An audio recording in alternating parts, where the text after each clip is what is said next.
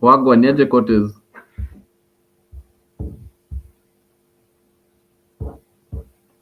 Cotes. So, but anyway, as we wait for Cotes, good evening, good afternoon, good morning, depending on the time when you're watching Afrique 24. This is Dimbala Afrique, and we are back with another amazing show to discuss sports matters around the country, around the world, and each and everything that has happened in the past 1 week in the world of football. We want to discuss the things that have happened. And I'm not alone in studio. I'm joined by Cortez. Cortez, how are you?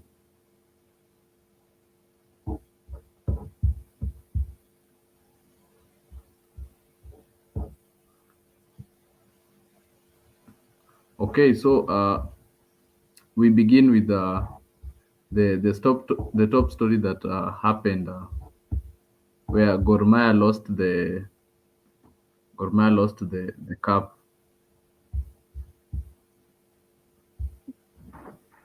Cortez, Yes, can you hear me now? yeah, loud and clear. How are you, Cortez? Yeah, I'm okay. I'm okay. I know I've been absent for too long. Yes, umepotelea wapi?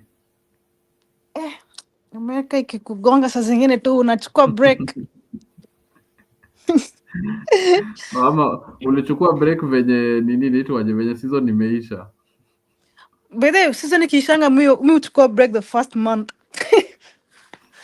And then ikibaki like 1 month na hivi irudi ndio naanza tena Okay, pay Cortez, attention. thank you. Welcome back kwa show. Asante Karibu sana. sana. We discuss some football matters. Leo ni kama venye umekuja Boni na Kelong, ni kama leo pia wameenda off kidogo. Yaani hakuna siku tutai kuwa at the same time. It's like ukikuja wanaenda ka break na ukikua wanapotea. Anyway, that's kind of good though, because at least unapeana breaks. Msa. But anyway, Although Cortez, ligi kirudi hakuna mm, excuse.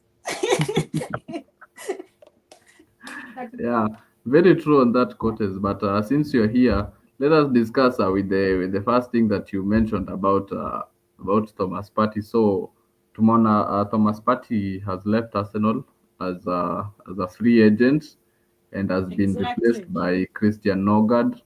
You left a 31-year-old to go, replaced by a 32-year-old. So, do you think Cortez, Arsenal have made an upgrade on Thomas Partey? Uh, Honestly, it depends on how you look at it, because if you look at Thomas Partey tangu akuje to Arsenal, he's Mm-hmm. literally just had only one decent season like of consistency, which is the season that just ended. Before then, Thomas is good, but he's just like Gabriel Jesus. Like when it comes to injuries, I haven't seen Norgard having that kind of issue. I love Thomas Partey because when he's playing, the midfield is really pretty well commanded because he's very calm on the ball. But we don't know. We wanted him, but he didn't want the pay cut, so that's why he had to leave. They had But why should he take a pay cut, Cortez? Na kuna kina Kai Havertz season, I think I don't know whether it's 200 or 250 grand a week or 300. Why should he take a pay cut?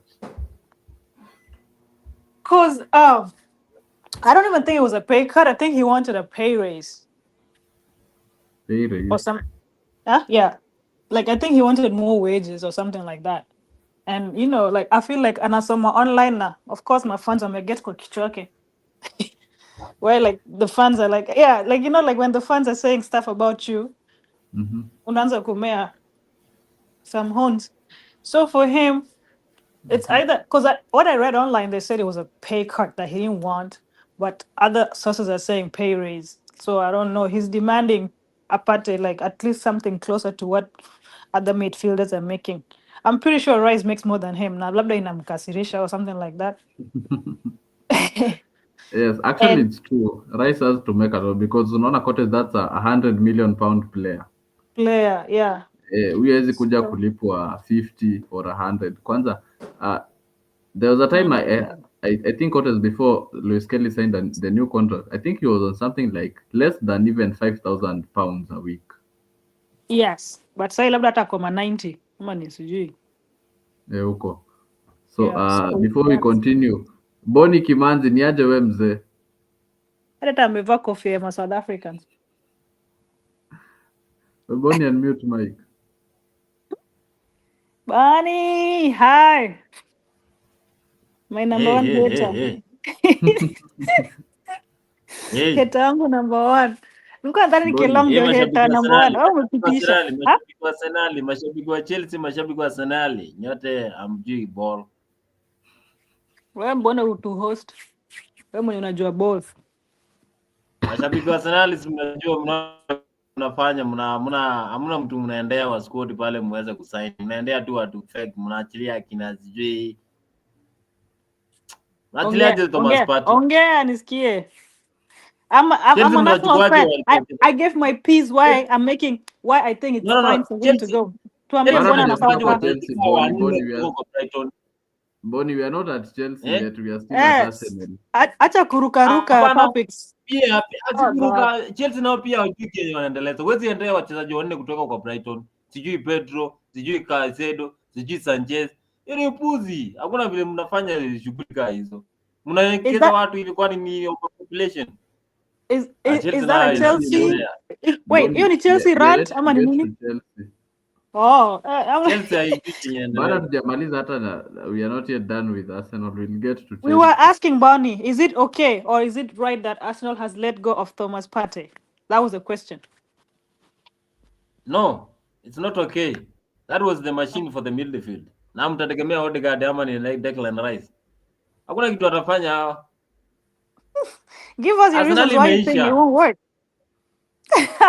We Arsenal, by the way, Arsenal one thing you imeisha. should learn about Arsenal are not dependent on one player. That's why Bomiko can survive. If they were like Chelsea, I mean not Chelsea, if they were like Liverpool or Man City, when you depend on one player, like Man City is gonna take them a while before they pick up. They might start off well, but most of their players are pretty new. So, but after KDB, utaona vile ata struggle. While Arsenal, you remember your season to Linini, the season of 2022-2023, Thomas Partey was hurt most of the season, and we were still okay. What I mean is he's good, yes, Sikata, he's very good. He commands the midfield, but for me, my problem is inconsistency with injuries. Na yeah, you too. So I'm making peace. I'm okay. If he stays, I'm okay. If he leaves, I'm still okay. That's what I'm saying. So, but Cortez, my question was, is Christian Nogard an upgrade? I would say he's an upgrade in terms of injury. He's not prone. He's not injury prone compared to Partey. And what about the performance on the pitch? Because me, I wouldn't want him in my team. Why? I don't think he's quality enough. You see somebody like Bruno Guimaraes. Guimaraes, if you have him on your team, you know you have a very, very good midfielder. But even Who Wharton, who said he's a plays good for Crystal midfielder? Palace. What has he done? Wait, you guys have taken. Do you want to tell me that Liam Delap is better than Nani? Amefanya nini? He's Done. better than. I have a question because he's comparing like because based on I don't know if you're looking at it because amekuja team dogo ama ni nini. I don't know that. But as you can see, most of the times when these players come from smaller teams and they go to bigger teams, they shine or they get better. A good Yeah, example would be Rafinha. the likes of Kayavat. Kayavat Yes, alitoka timu shut kubwa up. akaenda timu ndogo. For Let example, us Rafinha. continue. Rafinha, like when he was in Premier League, he was fighting relegation, but he became a contender for an award. He probably Mhm. and he won trophies. Same thing with Liam Delap. Delap, he got relegated. That didn't have to do with his own ability as a player. It's just the team you are in. So, and the team play and the gameplay can vary from one team to the other. You might never know. You might get into you might be doing well in your team, but if you go to a much better team, you might skyrocket. So that's why I'm like, it's too early for me to like decide or to like say, oh, he's not good enough to replace Thomas Partey. I have one reason why I think he deserves to be in Arsenal. We need fit players. I've had a trauma of injury for a whole season, man. Me nimechoka. Acha tukue na fit players. So, Sarah Cortez, let me ask Bonnie. Bonnie, do you think Christian Nogard is an upgrade to Thomas Partey? It is not Kama an nishasema upgrade. ni V. I think that is not an upgrade. Of course, that is a downgrade because when you consider what Thomas Partey has been doing when it comes to Arsenal Football Club, then you know that he has been a epicenter of that team because the way he has been continuing those top matches, he has been making sure that there is not that through pass when it comes to other teams. It's solid in the midfield when he combines with the Odegaard and also when he combines with the Declan Rice.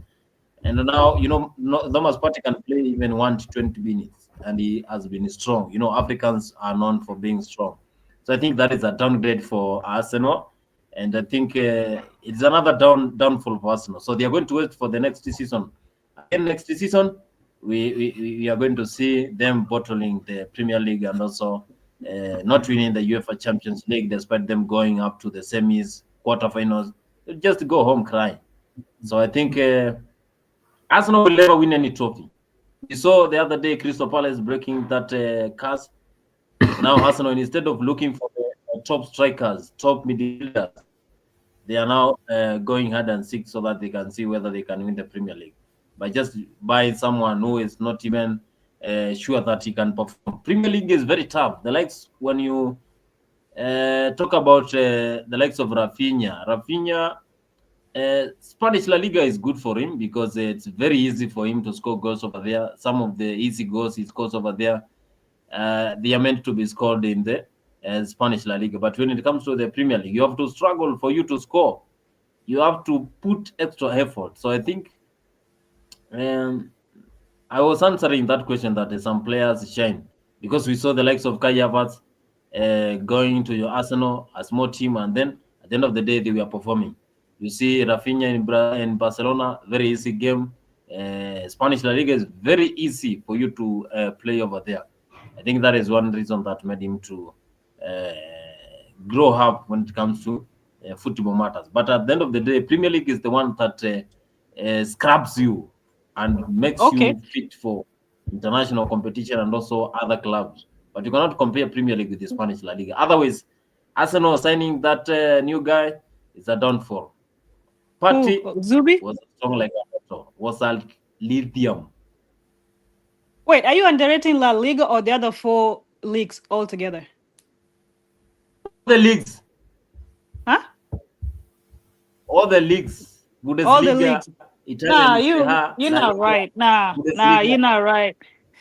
Trust me, even some of the players that have come to shine at Premier League, they actually came from other leagues.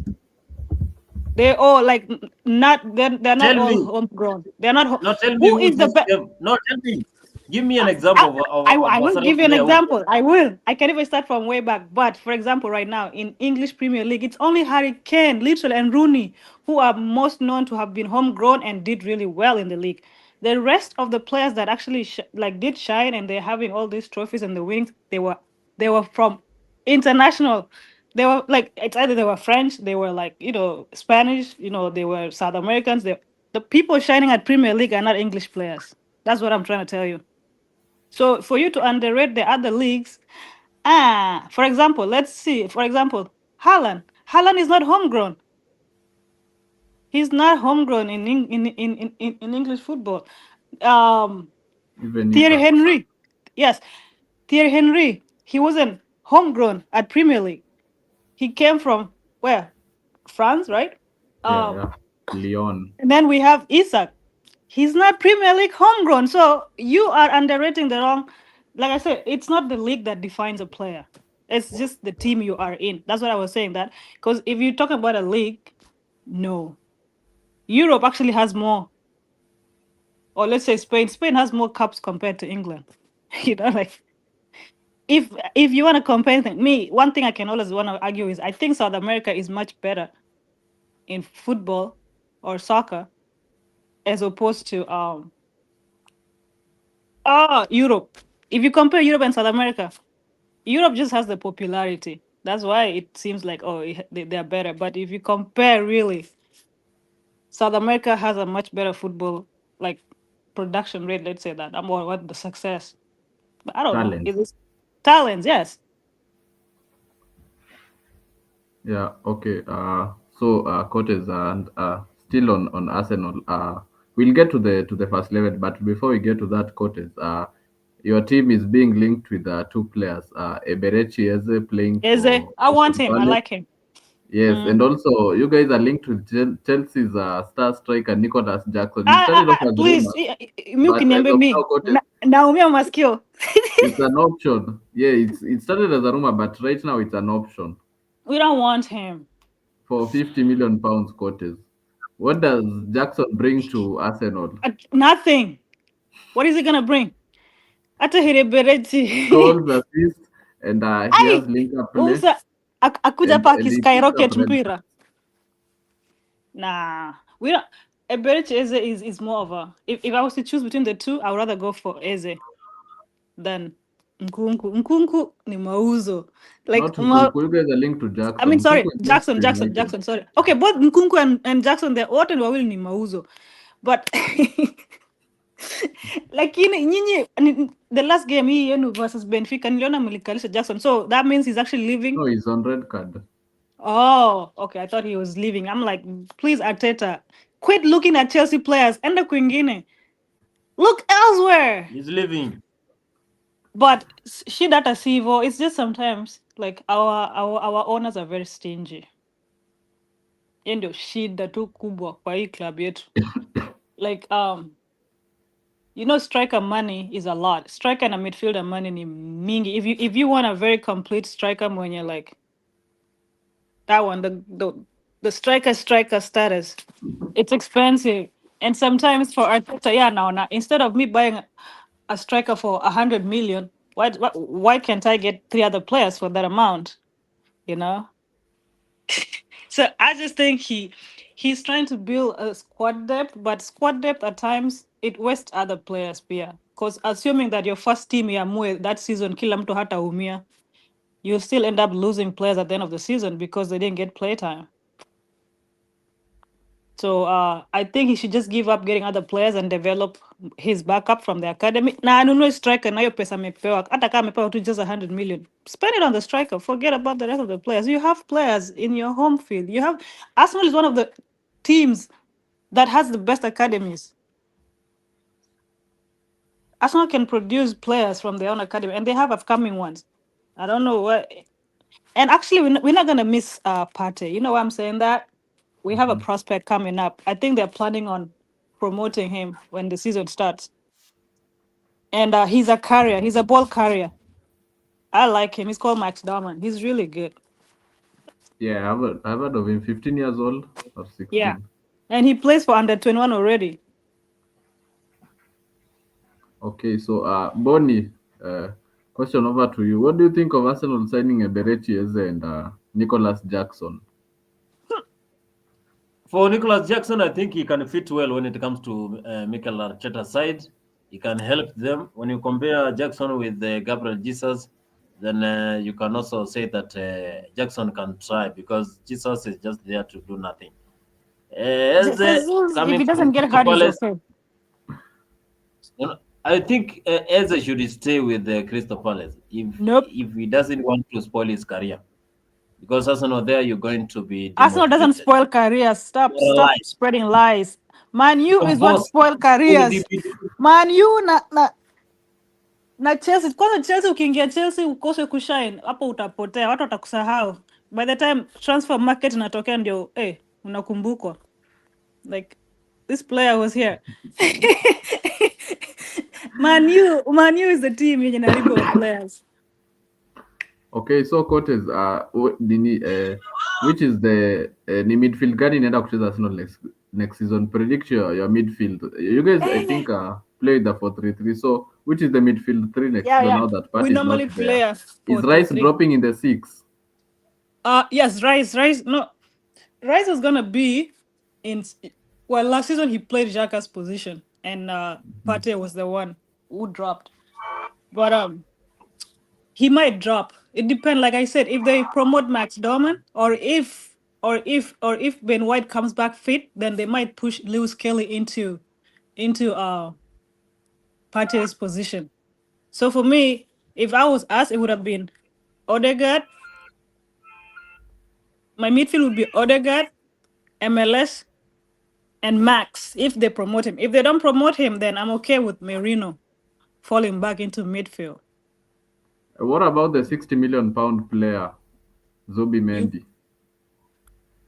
we are on spot yake kwanza. Acha tumuone kwa, acha acheze kwanza tujue like does he deserve to play ama no.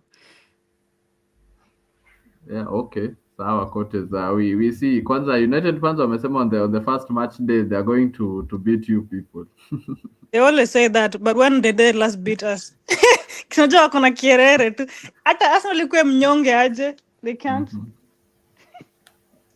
Okay, so Sawacha, let us now tackle the issue that Bonnie you raised. So yesterday, Chelsea bought Joao Pedro for fee in excess of 50 million pounds, and right now, Chelsea have already brought in three attackers: Jamie Bino Gittens, Joao Pedro, na Liam Delap. So Bonnie, you complained about Chelsea signing Brighton players. What is the problem with Chelsea signing Joao Pedro? 24-year-old, Premier League proven, and has experience, and is yet to hit his prime.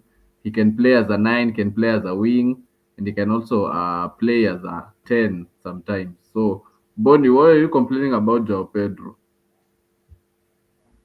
I think I was not complaining about Joe Pedro. I was complaining about Chelsea. They lack focus. They lack consistency when it comes to signing players. They just go for any player. You cannot just be getting players from one team. Brighton, Brighton, Brighton. Go for quality players. Joe Pedro, just by scoring 2 goals in the Brighton and trying to impress the coach, now they have gone to sign him. Where is he going to play? What impact is he going to bring to Chelsea? What? So I think Chelsea, they are not focused. They are just trying to get players. They're just trying to overpopulate the team for nothing. Why are they doing this? Nothing. What is this guy going to do at the Stamford Bridge? The only Impact. signing I'm applauding there is just Delap. What Even about Delap has Jackson Joao Pedro? chromosomes. I saw him Huh? play against Benfica. The way he's playing like Jackson. Nothing. No, at least, but he's new. He's still adapting. He's Jackson, new. it took him a whole The way season. Aja. Delap positioning is very poor. The way he is very fast with the ball, he cannot just compose himself as a striker and try to see where's the goalpost. Give a shot. Mm. I saw even Caicedo try to give a shot outside the box. Yet you have a striker during that Benfica time. He is the striker. Try to give a pressure to the defense. Score goals. You Otherwise, know, you still sorry. won that game, Usilie Sana. But Who who won the game? I don't support Chelsea. it don't matter. We know you don't support any football antics. So unless you involve politics za transfer. Unaona ametokea juu transfer. It's closer to politics. Hebu ngoje ikuwe game atapotea. But coaches, anyway, continue. You were saying about you only uploading the signing of Delap. What's wrong with Joao Pedro? Actually, I was gonna ask, wasn't that guy? Oh, Pedro. I'm thinking Joe Felix. I was about to be like, wasn't that guy your player at some point? Joe Pedro, I haven't read his game well, so I don't know how he is. I have watched Delap, and I was like, if nobody gets him, I hope Arsenal goes for him. Because one, he's young. Two, he seems to have the hunger to want to shine, to want to do better. And he's very adaptive in the sense that like ameleta tu na akawekwa game, but it don't matter. I think he will develop. I think he will be a good striker if the coach actually pays a close attention to developing him as a player or try and bring out the best in him because he's still young. He's still in the bracket. He hasn't hit his prime yet. So as long as, and I think he's the best. Joao Pedro, like I said, I haven't watched his game closely on like that, but like he said, like Bonnie said, he's tired of getting players from from one team.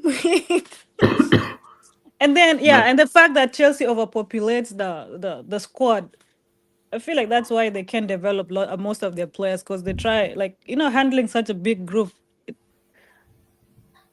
It's just I don't know. So I saw Bonnie asking where Joao Pedro plays. So Joao Pedro ni wale players like the Kai Havertz, the Joao Felix, the Nkunku. You see those players who somebody is not a number 9, he's also But not yeah, a number false 10, nine. he's also Yeah, not a winger, but he just plays there around there in the forward. Kuna actually there are those types of players. So Joao Pedro floaters. is Me, I call them yes. floaters. Yeah, so Joao Pedro is those types of players. And what do you guys think of the Dortmund prospect, Jamie Bino Gittens, completed the most dribbles in Bundesliga last season. Is the Man City player is a Chelsea man. Bonnie is complaining about Chelsea signing Brighton players. Actually, Chelsea are bringing more of City players. That guy was in City. Yeah, Bino Gittens in the academy, then I went to usually chase. BVB. Oh, okay. I'm like, hey, Yes, okay, because he's from the. Marcotes, Delap was in City's academy. There's a time Mhm. also Lavia was in City's academy. Palmer was in City's academy. Yeah, Tuko Palmer na is. I Maresca, know. who is a Man City assistant coach. Right now we have So you guys are Bino City Gittens. 2.0. We have had Jaden Sancho was a City player. So I think we are Ah, yeah, taking more City of the City. 2.0. Okay, City 2.0. Venye mlita Fulham Arsenal 2.0 last season. But Cortez, what do you think of Bino Gittens? 55 million pound player. And he's an academy player being sold that much? Actually, he's a good prospect from Borussia Dortmund. Oh, I'm like, no, I don't. I have no say with him. Like I can't lie about that. So let's see how it goes. Acha Bonia tujibu hiyo. So, Bonnie, what do you think of Bino Gittens? Acha ni research kidogo. Useless Ati players, highlights. useless players being sent at useless players being sent at Stamford Bridge. I think Marina Granovechia is the one who used to get quality players. The new management that is at Chelsea, they're just there to make money. Nothing they are doing. So Gittens coming to Chelsea. I just imagine that boy coming to Chelsea. Premier League, Why? Premier League si English ngumu Premier venye League, unadhani haki. It's Chelsea, the the way they are referees. struggling. Premier But League is you do ruined know by the Bonnie Chelsea refs. don't have a left winger, so that's why they have made the signing of Bino Ek, Gittens ek, who can play there ekeni and nani Joao hapo? Pedro. You don't have a left winger. Simweke Palma hapo. Palmer is not efficient on the left wing. Asi mwekeni right basi namtafuta another nini person, a right So footed person. that's why Wameleta Bino Gittens and Mudrik got banned. Or his case is still ongoing. So instead of them rotating Noni and Neto, so they opted to go and get what is it called, a left winger. And also unaona pia wage structure ya Chelsea inasuit those kind of players because most of the players in Chelsea are at 100 grand a week. So saizi hawezi leta somebody like Nico Williams who demands 300 because he doesn't fit the wage structure of the I club. thought I thought the Barcelona already deal went through. No, not yet, but it's still ongoing.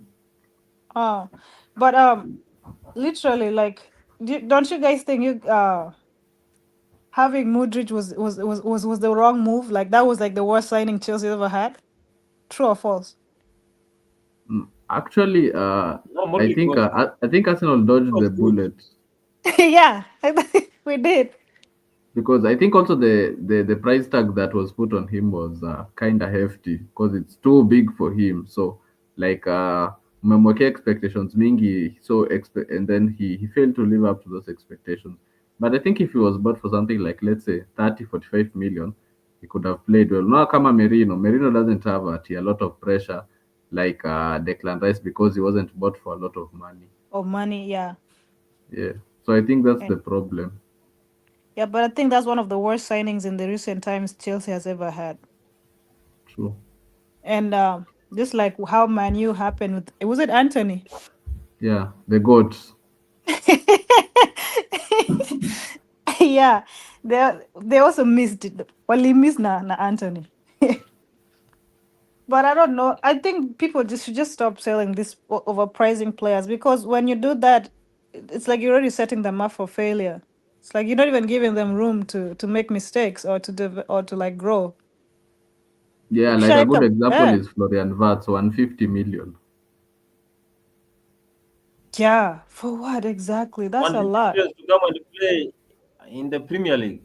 He will flop in the Yeah. No, first few weeks. but Alex, this is what I came to notice Mm-hmm. when you see a player being overpriced like that, it's not even his Mm-hmm. worth. That's the team trying to say no, but the player anasema kwenda. But then the team are trying to keep the player, so they overprice it. In that kama ni team wenye hawana hiyo that amount of money, ana choice but kukaa. So I normally think when they overprice a player, it's not always about the worth of the player. Sometimes it's a strategy that the teams use kushikilia players wao ama just to say no indirectly. Okay, so So huyo and we Florian also Florian uh, anafaa auze pesa ngapi? Si anafaa auze Nani 35M. nani, Huyo Florian Wirtz mwenye alikuja Liverpool. si ndio nasema ye tu aliuzwa hivyo because like but 35 inakaa kidogo, at least 50 because 50 to he 65 hapo iko sawa. because the best player in the club, so you cannot sell your best player for 35 million. Ndio nasema but 150 is Mbona outrageous. Fulham mlipeana Tosin? Mbona Fulham mlipeana Tosin free? Sasa hii amekuwa wall. Because his Asim, contract came to an end, and yeah. so they couldn't capitalize. But if right now they sell somebody like Wilson, hawezi uza Wilson pesa kidogo because Wilson is a star there. No, no.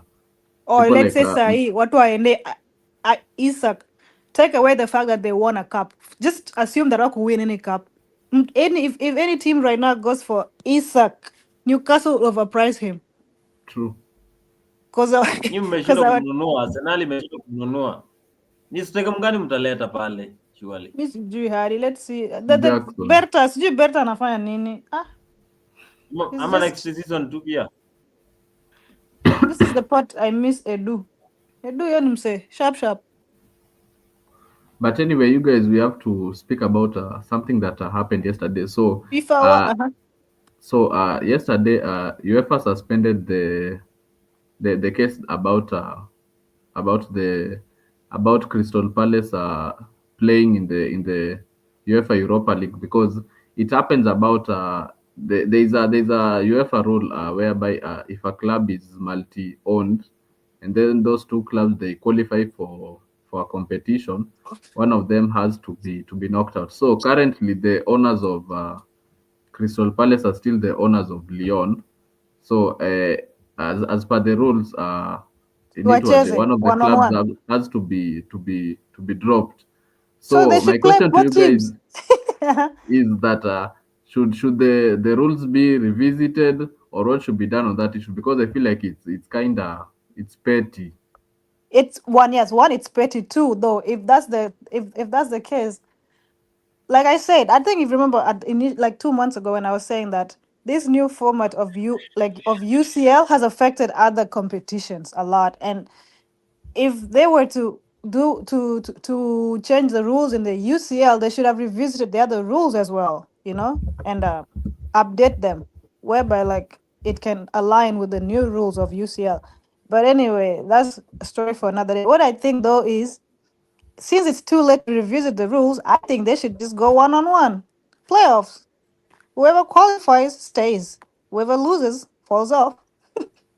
I think that's what they should do. But is that really fair, Cortes? Because Lyon they worked hard to get Well, who the set them up for the failure? Their own owners. So they can't blame they can't blame But what's anyone. wrong with the owners owning two clubs? What is I the have no problem with idea. it That's just the playing in the protocol they same had in place. competition? I don't know why they did. But I also think that they should have considered the fact that they're not from the same country. You know, it would Uh, have been. They should have considered the fact that they're not from the same country. They're not from the same league. Instead of looking at the ownership, because at the end of the day, even if that one is the owner, they don't run Lyon in England, or they don't run Crystal Palace in Lyon. Like, they both teams are very independent. on their own, two different leagues. So I don't see why, unless if they were in the same league and it's the same owner, I think that would make sense. Yeah. So, Bonnie, what do you think of that rule, the UEFA rule? I think from what I've been seeing from FIFA and the UEFA, some of the decisions they are making nowadays, they are very reckless, Ridiculous.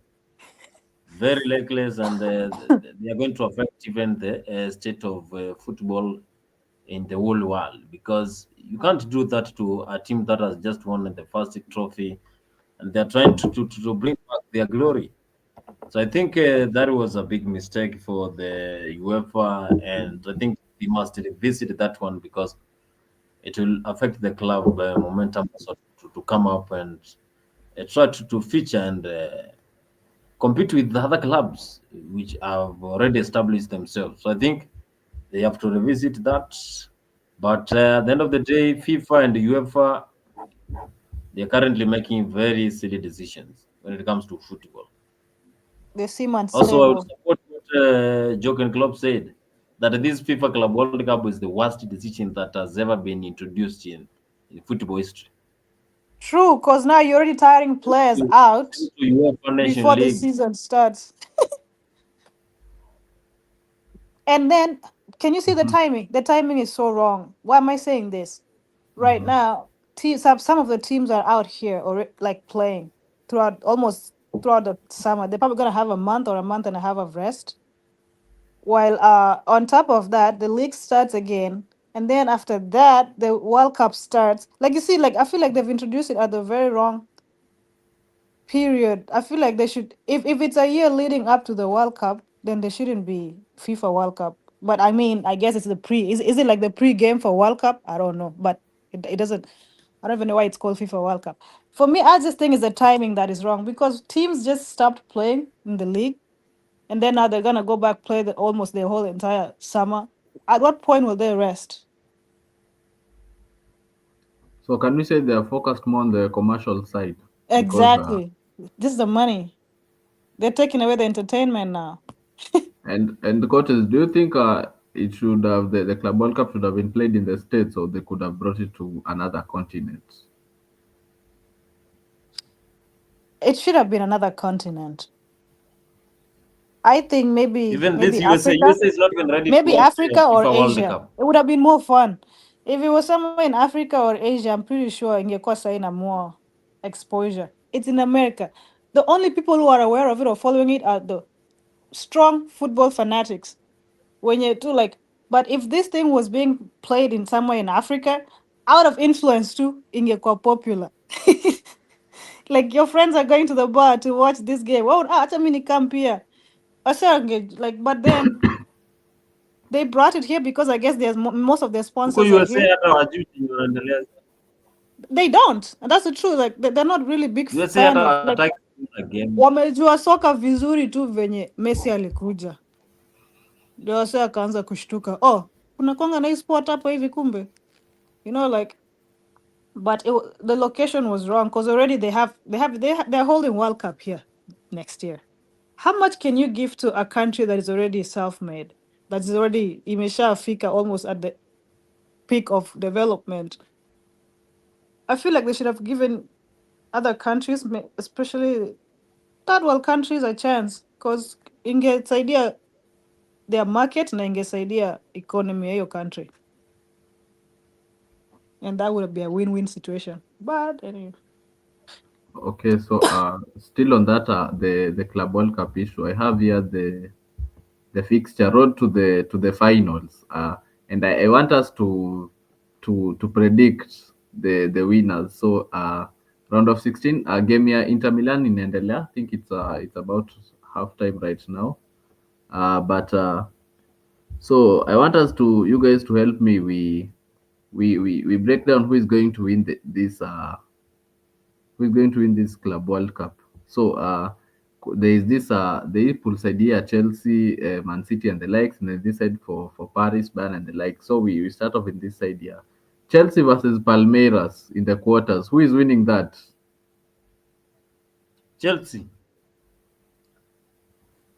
Quarters. What do you think? Chelsea versus Palmeiras.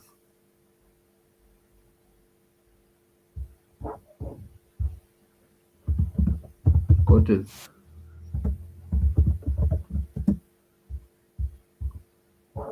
I think we are losing Cotes kidogo too. So Oh, sorry. I've been. Oh, sorry, sorry, sorry. I'm here. I thought so. Man mute. I was saying, uh-huh. as a rival, naweza penda nini ishinde Palmeiras, but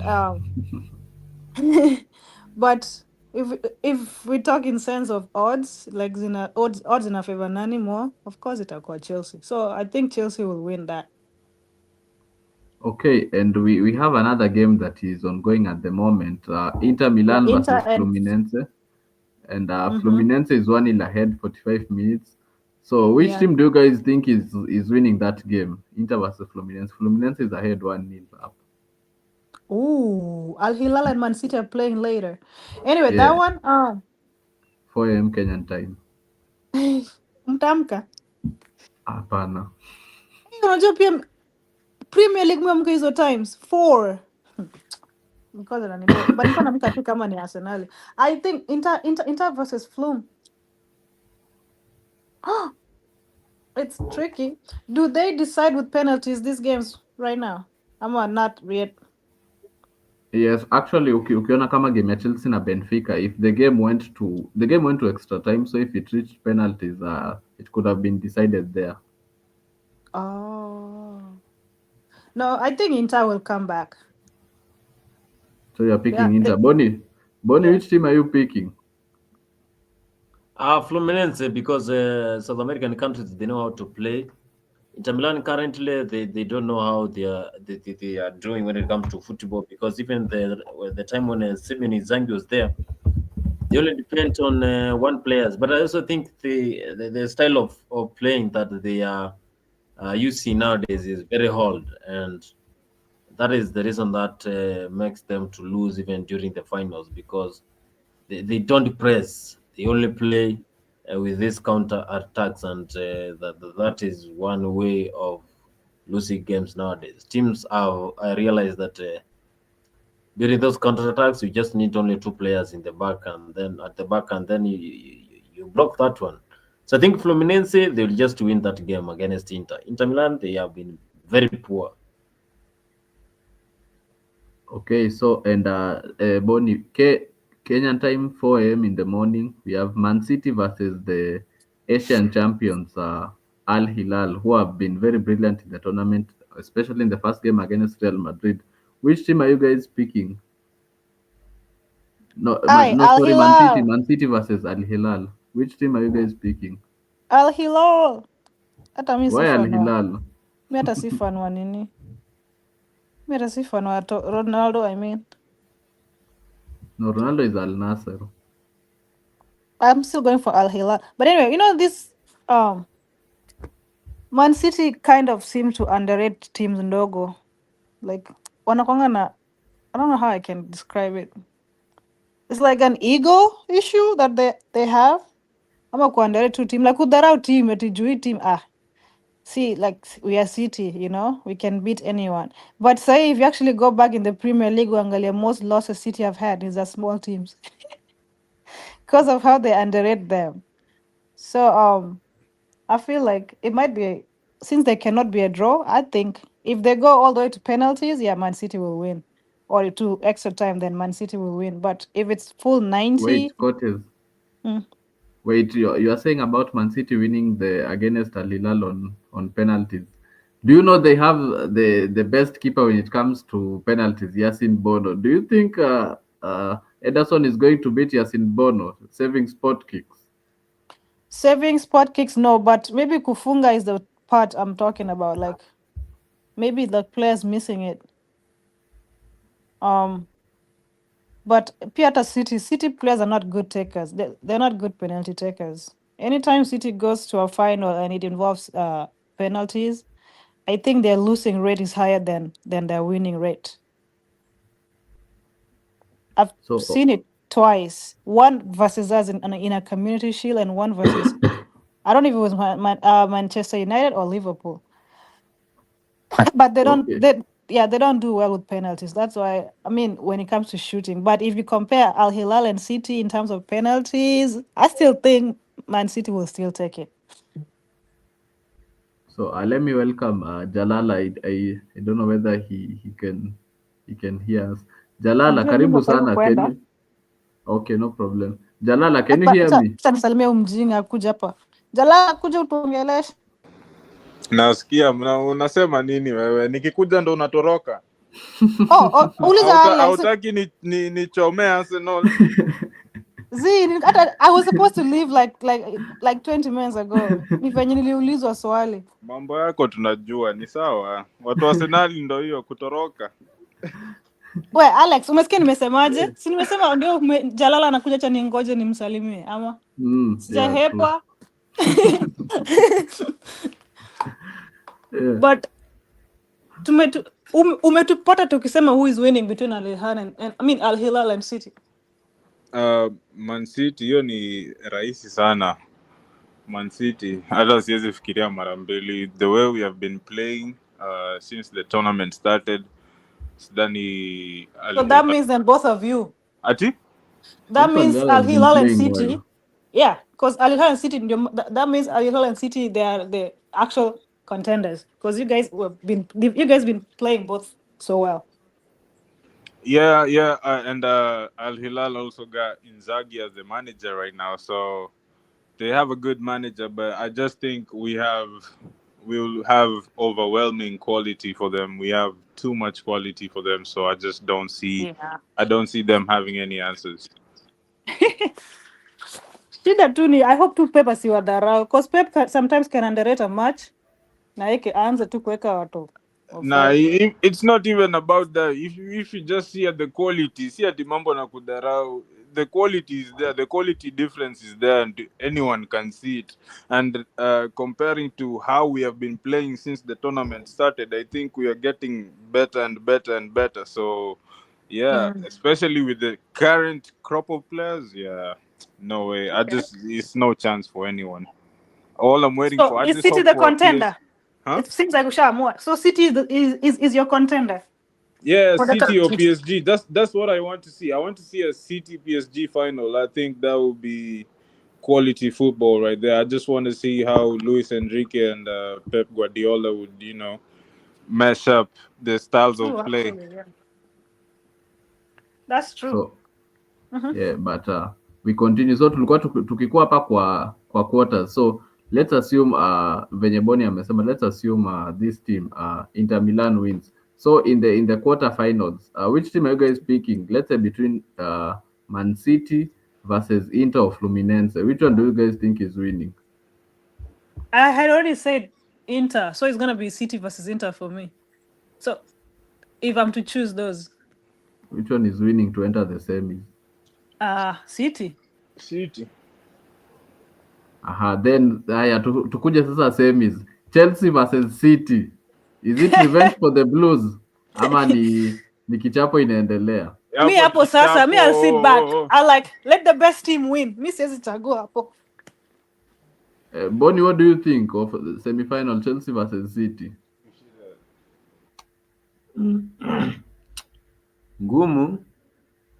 Ngumu sana hiyo game hiyo. Hiyo game ni ngumu sana pia.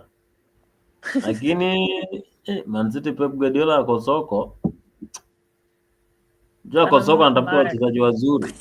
Kama James anaendelea tu kina Pedro. So ushaogopa City? Naogopa kwani mimi napeana opinion neutral. Mimi hakuna timu na support. Nasema tu City inaweza piga Chelsea. Mimi hakuna timu na support. Tunajua tu hapo. Umeona Nottingham Forest kwa hiyo Club World Cup wewe? Ayo ulishawakana when they were losing. No, mimi niko hapo niliudhika tu na vile kocha alifanya mchezo hapo ikikisha. Okay. Acha Melo. Sio kama kina Jalala wenye hawajui timu yao. Jalala amefanya nini sasa? Ati hujui timu yako? Sijui timu yangu aje Boni. Unashabikia Man U alafu unaenda kwa Man City na tunajua vizuri wewe ni shabiki wa Man Yeah, umesema he was born. Napenda Man City. He said he was born into a team he didn't want, akagrow up akajichagulia. Wana unajam? Boni, lazima kila mtu achague pati yake. Wewe ukiamua unataka kuwa na wasiwasi kama Curtis, watu wa Arsenal, maisha Mi yako siwezi kuwa na yote wasiwasi unakuwa mtu mimi. wa Arsenal. Mi siwezi kuwa na wasiwasi. But guys, I have to go. Mnaweza endelea. Oh, so peace Okay, out. thanks for joining. You're welcome. Yeah. So we continue. Where Jalala, to go to the swali, what do you think of the City versus Chelsea semi-final? Because it's looking very likely. Itakuwa game ngumu, lakini I think it will be a very good game considering it's two Premier League teams. So yeah, it will be a good game, just to foreshadow what we could see next season, in the league. So I mean, Chelsea is a difficult team. They have some quality in there. Today I just seen they signed Joao Pedro, who is also going to join in the Club World Cup. So I think, yeah, Chelsea have a very quality team. That's what I would say. Very quality team, very good players, very young players who are hungry as well. I was watching the Benfica game the other day, and yeah, it was a very good game, tough game, but they fought till the end, and they just cleared them out the way. It was easy once it came to extra time, and after that red card. But yeah, I think it's gonna be a very tough game with Chelsea, but like I said, I'm always going to back my team. I think we have signed very good players, quality players as well. So I think, yeah, it's going to be amazing. It's going to be amazing to see. But yeah, I think we'll just be able to get past through Chelsea. It might be tight, but I think we'll just be able to get the win. Considering the players that we have on display, Haaland might start. He might come off the bench. So I just think the quality will outdo you guys. So and then still on that Chelsea versus Benfica game, the Malogusto handball was controversial. Was that handball or nini? Referees walikosea? I don't think it was a handball. I don't see why it is controversial. So yeah, personally, I didn't think it was a handball. And then also, Bonnie, do you think that was a handball, Malogusto? Yes, as a defender, you cannot just be up without knowing how to control your hands. So that was very reckless of him. You must also be sure that you are up there, and then your hands must be in control. So that was a clear handball because if the referee, a FIFA referee, gave a handball, who are you, Alex, from Nyaribachache, to say that is not a handball? Who are you, Jalala, from Omabe, to say that was not a handball? Mm, Bwana, we need to be mm, serious. mm. That was a handball. Okay, sawa Bonnie, nimekubalisha. So we also tuangalie hii side ingine sasa ya hii side ingine we have Bayern Munich versus PSG in the quarterfinal. I think that will be one of the biggest games in the tournament, and Bayern Munich wamekuwa wakicheza vizuri. So which team do you guys think is going to win? The Bayern Munich and the PSG, I think. PSG, yeah, quarters. Yeah, that would be a very good game. That's what I would say. It's going to be a very good game.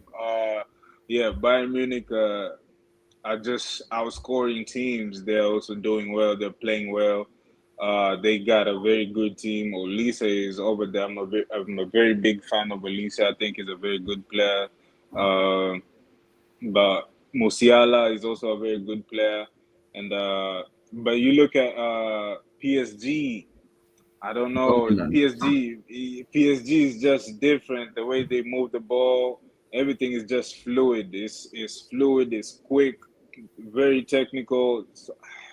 it's gonna be a difficult game. That's what I would say. But I think there are gonna be goals. There will be goals in that game for sure. I think there will be goals in that game. But I just think, I won't Bayern Munich to win it. But I think, yeah, I just think PSG will just outdo them. Okay, now Bonnie, which team do you think is going to win that one? Because that's a very very big game. Not a big game. Not a big game because absolutely what Luis Enrique said they are doing currently, they are unstoppable.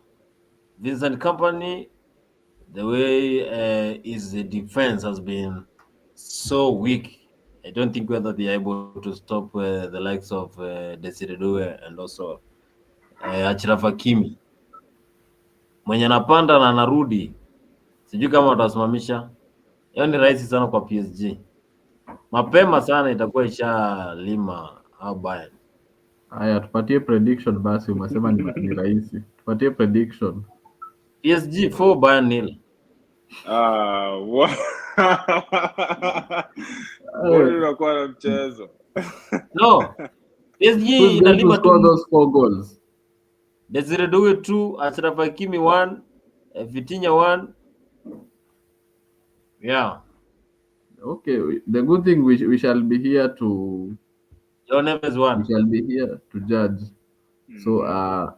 and then we also have another game, Real Madrid versus Juventus, and I think it's a good game, but I don't think Juventus are a challenge to Real Real Madrid Madrid. at the moment. So what do you guys think of that game? Yeah, just like you said, I don't think Juventus have enough. We played them the other game, and it was just too easy. It was just too easy at the end of the day. I just think there's not enough quality in that team for them to do anything. The defense is not that good as well, so I just don't see them having any, and they also don't have more firepower than Madrid, so I just don't see them having any answer for Madrid. I just think Madrid is just too powerful for them. It's just too powerful. They have very, very great players, superstars in that team. So I just don't see Juventus doing anything. Okay, Boni, unaona hiyo game ya Real na Juve? Real na Juve, kichwa Real Madrid. Very easy for Xavi Alonso. Juventus hawako chini. Haya, Dortmund versus Monterrey. Monterrey. What do you guys think of that game? I've not even watched any of Monterrey games. I'll be honest. So I wouldn't even have the best idea. But I just think Dortmund would, just because it's Dortmund, I think they'll do something. Yeah, because also I think Monterrey is quite easy for them. So we and so the in the now in the quarterfinals you have Madrid versus Borussia Dortmund. Is Are we going to see something different, or it will be just like in the Champions League where Madrid have been beating Dortmund left, right, and center? Same thing, same thing. I don't think Dortmund have the quality. Just the same thing like Juventus. I think they would just be outpowered by Madrid. Madrid is just it would just be too much for them. I just don't see Dortmund having any answer. But considering Xabi Alonso has been playing in the German league, they might prove a challenge, but I don't think they'll have the answers considering the firepower that Madrid has. Okay, so hiyo tushamaliza. So hiyo ni I also think Madrid is going to beat BVB easily. So let's sasa tuingie semis. Let's I foreshadow Paris versus Real Madrid in the semi-finals. So does Madrid still have it in them to beat Paris? Because if you remember the year which Karim Benzema won Ballon d'Or year. They embarrassed Paris. It was one of the worst humiliations in the Champions League history. So, does Madrid still stand a chance against Paris right now in the way in which Paris are very strong? Can they still pull one out of the bag? I personally, I don't think so. I just think PSG is a different team right now. I think there will be a challenge. There will be a challenge to PSG, considering they have a new manager, new ideas. So I think they might cause a challenge. They have different players in there. They got Trent in there. They got Hoyson in there as well. So I think, yeah, Madrid they will pose a challenge. Definitely, I don't think it's gonna be a high scoring game, but I think it's gonna be tight. But I think PSG will just edge it because of the technical quality. I just think their midfield is just the technical ability is just next level, and I don't think Madrid have that. Okay, Boni, unaonaje hiyo semifinal? Semi-final, any team facing Paris Saint-Germain, absolutely, they are not having a very easy game. So PSG all the way. PSG, I have seen how they're playing, and I don't think whether there is a team that is ready to face PSG. Yeah. So a win for Paris Saint-Germain. So and then now, my prediction also is quite similar to the one which Jalala had. Just that I think Chelsea can beat City. Chelsea is the only side which I think can pose a challenge to City on this side of the table. So for me, I see a Chelsea versus Paris in the finals. So and what do you guys think is going to win it, Sasa? It's going either to be City versus Paris or Chelsea versus Paris. Hizo mbili ndio mi naona. So between them, who is taking this Club World Cup home? Mimi kama mtu wa City lazima tu ndasema tukifika hapo sisi, hakuna story ingine. Last season was not a good season, very very bad season. So I think we need to use this as our pre-season, having new players coming in and whatever. So I think this tournament should be able to help us improve on how we play. If the manager wanted to change tactics or whatever. I think the way we've been playing since the tournament started, we are getting better and better and better every game. So I just think if it comes to Man City in the final, I just think with the different players that we have now, I think we will be able to do it. I just think we'll do it. I just think PSG will pose a challenge, but I think we'll edge it over them.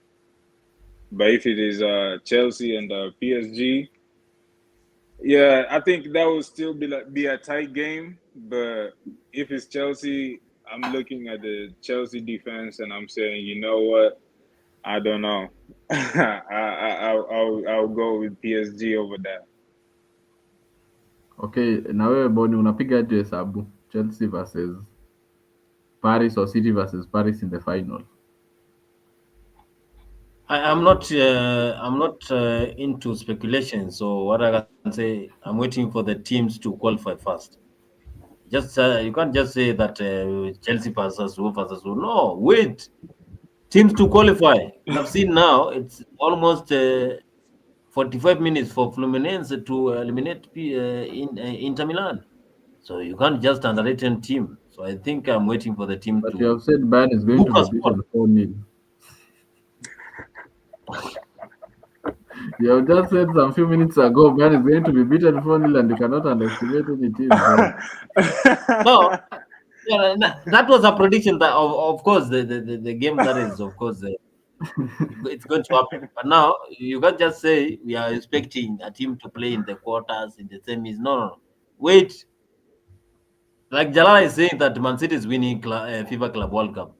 How? Tell me how. Tell me how. I said if it is about Man City being in the final, we have to win it. That's what I said.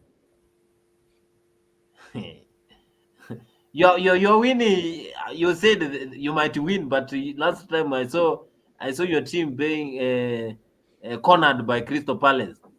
Crystal Palace. This is a different team, bwana. This is a different team. This is a umeona vile tunacheza. This is a different team now. Different team against Al Hilal. Si ni leo. Okay, so and Al Hilal 5.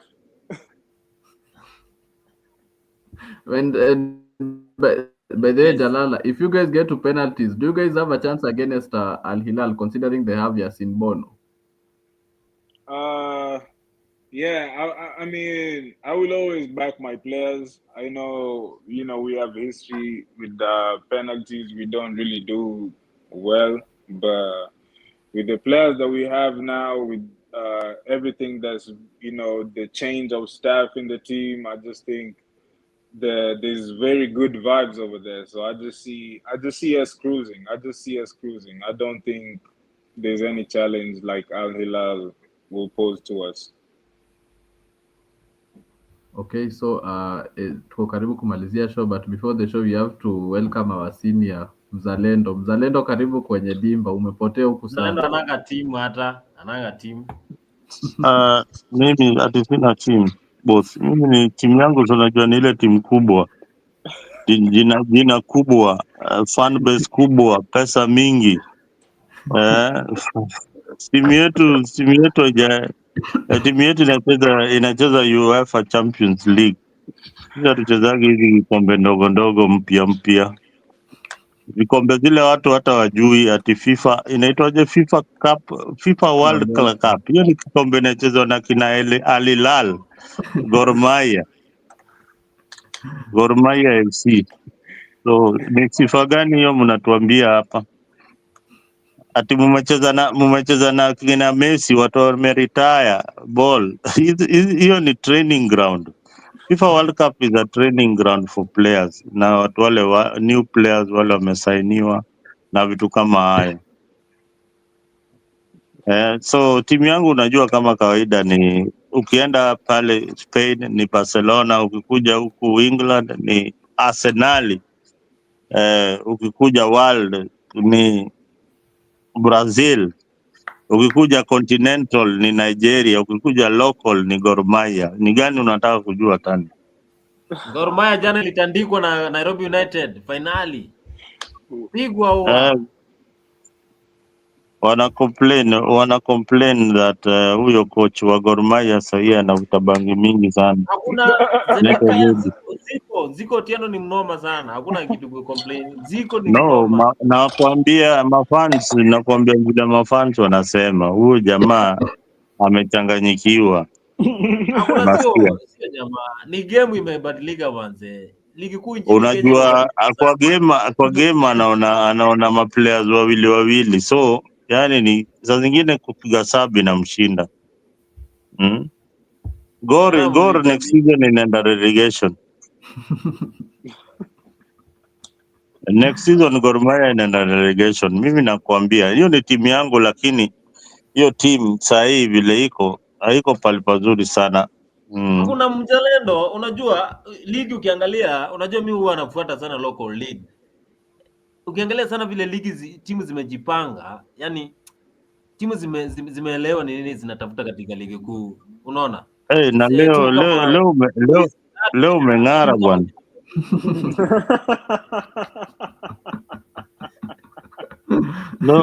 Leo umeng'ara, leo unafurahi mpaka meno zako zote zimeonekana. Hata kofia umevaa. Leo umeng'ara bwana, boni. Leo umeng'ara sana, studio yako iko poa sana. Nimesiaga ugali. Umesiaga unga.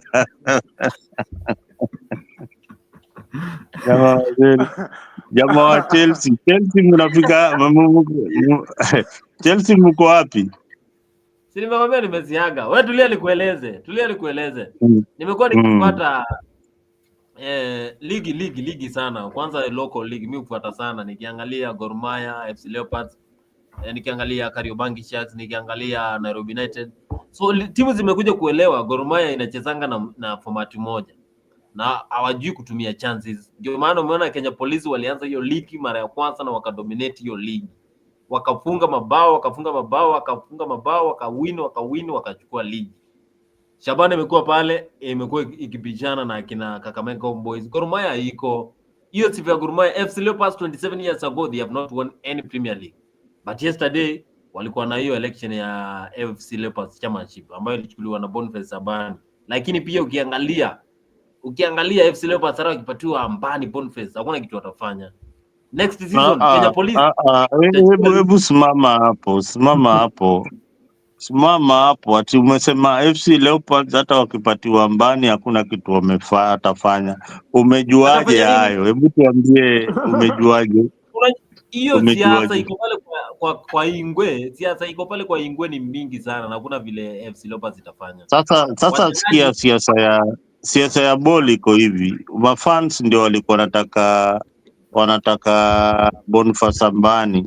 So mafans wa FC vile wanataka Boniface Ambani ashapatiwa kiti. So ngojea Boniface Ambani ashindwe na kazi ndio uanze kusema hakuna kitu atafanya. Meanwhile, we tengeneza timu yako. We kuja na hiyo timu yako. Timu yako kwanza ni gani? Hata una timu yako ni gani? Nitakozaje? Timu yako ni gani? Kariobangi Sharks. Hii timu ya Talanta. Ati Talanta gani? The time ulisema hapa kwa show. Ati Talanta. Kariobangi Sharks. Okay, sawa. Talanta tunajua Talanta ni timu gani bwana. Talanta siko hapo Ngong Road. Unapitiaga hapo kila siku ukienda nyumbani kwako. Najua Talanta iko wapi. Unajua mimi hizo viwanja wewe hakuna hata kiwanja yote Nairobi umecheza mpira. Wewe unajua hata uniform ya ref usaikaribia uniform ya ref. Ukajua uniform ya ref hata ushashika uniform ya ref namna hii. Uniform ya ref hata usaiwahi shika. Wewe unajua hii ball. Sasa zile mnaongea mambo ya ball na mimi ukajua mimi ni ukienda kwa records utapata jina yangu pale kwa registered players wa KFF ama wa FIFA. Jina yangu iko hapo. So at least mimi nimecheza ball naweza sema one or two things about football. But Boni huyu ni fan tu wa ball. Hata huyu Jalala huyu ni fan wa TV. Hakuna ball maliota, anajua kupepeta peke yake. Huyo ni kupepeta ball anajua. Hata huyu Jalala ni kupepeta ball anajua kupepeta tu, hakuna kitu kingine.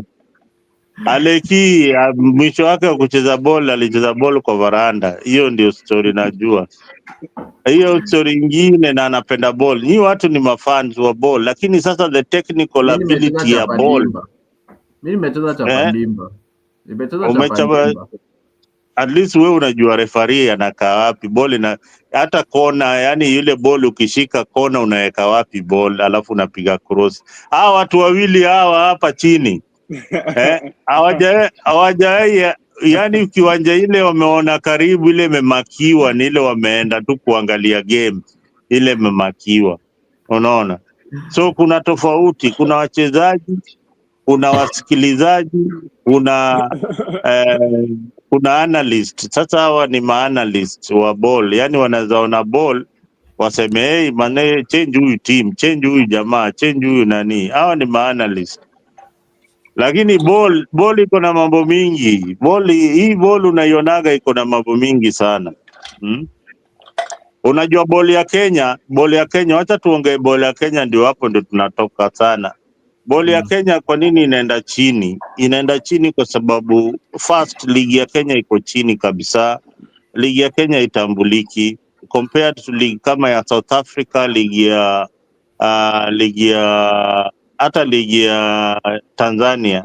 Ligi ya Kenya iko down kabisa. That is why unapata saizi ndio wanajaribu kuinua by bringing many tournaments in Kenya.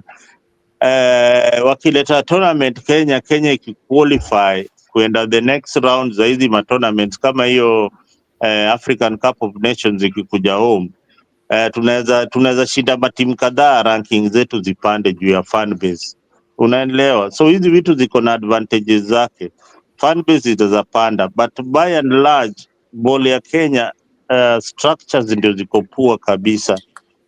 Mtu kama Aleki kama alicheza ball shule, kama Jalala alikuwa amecheza ball, ama Boni alikuwa amecheza ball, KFF ama inaitwaje, FKF inafaa kujua database ya wale wachezaji wote wale wako shule, wale wanacheza ball seriously, yani kama kitegemeo, unanielewa? Kuna watu wanacheza ball for fun, kuna watu wanacheza ball yani wapate kitu in the future. So hao wanafuata hizo talent, so that hapo ndio mpira yetu inapotelea. Mpira yetu inapotelea kati ya shule, ball za shule na club football. After kucheza ball ya shule hakuna pali yao vijana wanaenda juu. Ukirudi mtaani hakuna kipichi ya mpira, watu wamesha grab mapichi zote. Ukienda mali Alekia naishi, hata hakuna pichi ya ball hata moja, hakuna hata mali watu hiyo wanacheza ball. Iko si Ulinzi, si where Gor Mahia won the Gor Mahia lost against Nairobi. Hiyo pitch, how many people can access that pitch? I don't know the capacity, but not that large. But there is no, I'm saying Aleki, wewe ukitoka nyumbani kesho ama leo kesho asubuhi unataka kutrain ball, unaenda kutrain wapi? Unaenda Ulinzi? Yeah. Unaenda mpaka Ulinzi, una cross hapo, watakupandia kwa hiyo uwanja? Bora tu uko na ID. Bora uko na ID. So unaona, kama una ID na wewe ni kijana, hakuna mali unaweza train. Na ni watu wangapi wanafeza fika huko Ulinzi? Si watu wote. Na hiyo kiwanja inaweza accommodate watu wote Walang'ata na Kibira. Not really. So what I'm trying to say, unaona mtaa ile unatoka, there should be pitches. Zile pitch kidogo kidogo watu wanafaa kutrainia. Ukienda mtaa kama Jericho huko Eastlands utapata kuna mapitch mingi sana, watu hiyo wanatrain. Ndio unapata ball ya Jericho iko tofauti sana na ball ya pande nyingine. Juu watoto wanapata time ya kwenda kucheza ball. Mtaa mingi hazina viwanja za ball. Hebu huyu ni mgeni ameingia bwana, mkaribisheni. Usiongee sana. Ndio nilikuwa nangoja umalize. So we welcome Saint Junior Paul. Junior Paul, karibu sana. I think you're joining for the first time Africa. Karibu sana. Give us your remarks. We're discussing about some Kenyan football. So the question that I was going to ask people was about Kenya Police in the CAF Champions League. So do you think Kenyan Police has the chance to be able to go out there and battle even clubs like Yanga or Simba in the CAF Champions League? Hello everyone. Hello, ongea kwa nguvu. Mnaweza nisikia? Lakini uko chini, ongeza sauti. Saa kiasi. So anyways, as we wait for Sench, tuanze na wewe Boni. Boni, what do you think of Kenya Police in the CAF Champions League? How far can they go? For Kenya Police, of course, I will root for my team. Kenya Police, of course, that is the team that will be raising our Kenyan flag high during that CAF Champions League. And it's, of course, going to battle with the likes of Yanga and, of course, other teams in Africa that were top of their leagues. But Kenya Police, one of the things that I am sure of is their management led by one Munga, of course, is the chairman. Together with George Maelo, of course, is the team manager, and of course, they have been doing a very good job when it comes to managing the team. And I think Kenya Police, they are ready for this. And I'm very sure even the captain Cheche is very strong. And of course, the team from the goalkeeper to the striker, they are ready for the CAF Champions League. So they are going to do a marvelous job when it comes to the CAF Champions League when it comes during this competition. So Kenya Police all the way. Gor Mahia, they have been bottling, but Mzalendo will support the team for nothing. Nani watu wa Arsenal wamezoea hiyo shida. Okay, so Hawananga Jalala, what do you consistent. think of Hawajui timu do yenye you think of Kenya watasupport. Police in the CAF Champions League hapa? Can they beat teams like Simba, Yanga, ama hata Esperance, or even Kaizer Chiefs? Can they go up against those teams? I think I think they can pose a challenge. I've not really followed much on them, but I've seen just a few games here and there highlights, and I've seen they've been quite dominating because I've not seen the usual names I used to see, back in the day growing up. But yeah, I think they'll just pose a challenge. For me, I'm looking at it as more of exposure, and I just think the more they face these teams and these challenges, it helps the country and it helps the league. So I think they'll do a good job, but yeah, I'm more for the exposure. Okay, so we come to the end of today's show. Thank you to everyone who's joining us from Facebook, from True TV, and from from YouTube. The people watching from Mutembei Facebook Live, I see you there. Consider subscribing and joining Africa as Mm-hmm. Mzalendo India show. Mzalendo, what do you think Hello. of Kenya Police in the CAF Champions League? How far can they go? You see, the CAF Champions League is yes, it's a good tournament for a team like Kenya Police. Although they will be playing the tournament for the first time, the thing is that one, they have to reinforce their squad to participate in such a tournament. So they have got the opportunity to buy players and uh, and go up to winning the tournament. But for now, they'll be treated as underdogs when it comes to the CAF Champions League because they are participating for the first time. But they have a chance. They have a pretty good chance to reinforce that particular squad. Remember, this is a police force team, so the discipline is very high. So we wish them the best the best of luck as a Kenyan side, but definitely they'll have to reinforce the squad. Okay, so thank you to you guys. Thank you to you, Jalala. Thank you to Bonnie. Thank you to Mzalendo. Thank you to Cortez who is watching live for joining the show tonight. We have done 1 hour 30 minutes, so we are coming to the end of today's show. So Jalala, tuanze na wewe tupatie your final remarks tukifunga show. Nadhamadu leo Al Hilal 5-0, na tupatane finals ama aje Boni?